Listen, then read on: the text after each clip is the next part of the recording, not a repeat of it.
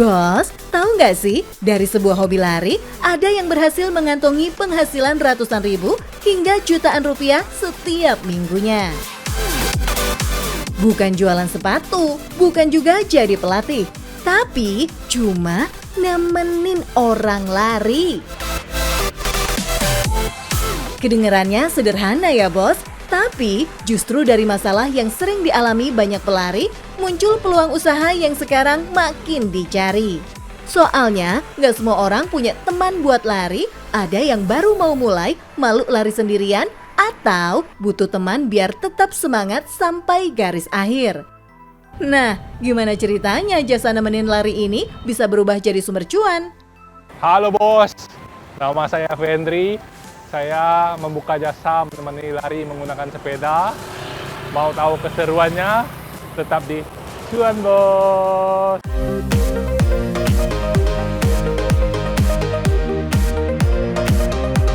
Sekarang, lari memang bukan sekadar olahraga lagi bos. Buat banyak orang, lari sudah jadi bagian dari gaya hidup. Hampir setiap pagi atau saat akhir pekan, dipenuhi orang yang sedang mengejar target langkah mereka. Itu pula yang dilihat Fendri. Berawal dari hobinya berlari, ia menyadari ada satu masalah yang sering dialami para pelari jarak jauh. Jadi ketika saya mau lari jauh, saya agak kesulitan untuk melakukan hidrasi yang benar. Gitu. Jadi kalau saya lari jauh, saya bawa botol satu itu nggak cukup dan itu mengharuskan saya untuk berhenti. Sehingga saya berpikir bahwa jasa ini bisa untuk membantu pelari-pelari lain yang ingin lari jauh sehingga mereka tidak perlu memikirkan hidrasi mereka gitu karena barang air mereka sudah dititipkan ke saya dan saya bisa memberikan ke mereka pada saat mereka butuhkan. Kalau dipikir-pikir, yang dijual Fendri sebenarnya bukan sekadar menemani orang berlari bos. Yang paling dicari justru adalah rasa tenang. Saat ada yang membawakan minum, menyiapkan kebutuhan selama lari, sekaligus menemani di jalan, pelari bisa lebih fokus mengejar target mereka. Apalagi banyak orang memilih mulai berlari sejak subuh saat jalanan masih sepi. Kehadiran teman di samping mereka seringkali membuat rasa aman dan percaya diri jadi ikut meningkat. Pelari-pelari itu kadang kalau lari jauh mereka mau mulainya tuh subuh gitu dan mereka ini mungkin lebih ke arah keamanan ya gitu loh. Jadi mereka membutuhkan saya untuk menemani mereka selama mereka berlari. Menariknya lagi bos, setiap pelanggan punya tujuan yang berbeda-beda. Ada yang baru pertama kali mencoba lari, ada yang lagi mengejar catatan waktu terbaik, sampai yang sedang menyiapkan diri mengikuti maraton.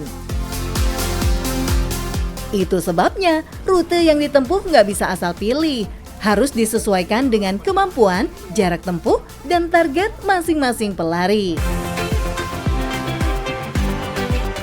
Di dunia usaha, hal kecil seperti inilah yang sering jadi pembeda bos.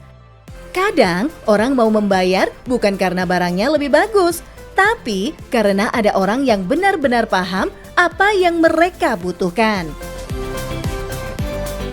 Berhubung saya juga pelari, saya tahu kira-kira mereka akan butuh minum atau butuh asupan energi gel itu di kilometer berapa.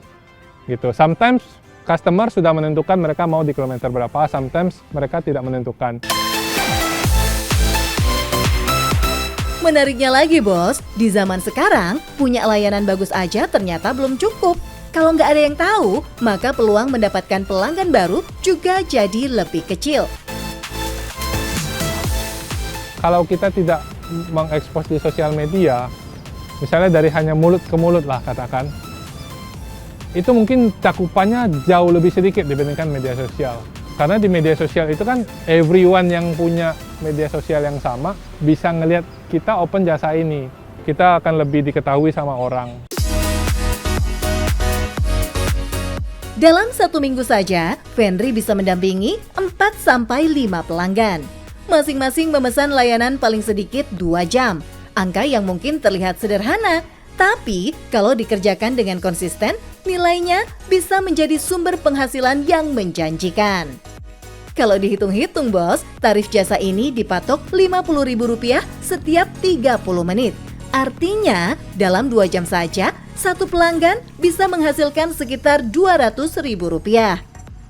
Kalau dalam seminggu ada 4-5 pelanggan, penghasilannya sudah menyentuh hampir Rp1 juta, bahkan bisa lebih. Dan itu baru dari satu jenis layanan yang berawal dari sebuah hobi. Cerita Fenri mengajarkan satu hal bos, peluang usaha sering kali hadir bukan karena kita menemukan sesuatu yang benar-benar baru, tapi karena kita lebih peka melihat masalah yang dialami banyak orang. Selama masih ada masalah yang belum terjawab, selama itu pula selalu ada peluang usaha yang menunggu untuk digarap. Nah bos, bagi kalian yang mau buka bisnis seperti ini, saya punya 3 tips buat kalian. Yang pertama, kalian harus berani mencoba. Yang kedua, kalian harus kerja keras. Dan yang ketiga, yang paling penting adalah kalian jangan lupa berdoa ya, supaya dilancarkan. Apapun bisnisnya, yang penting cuan bos.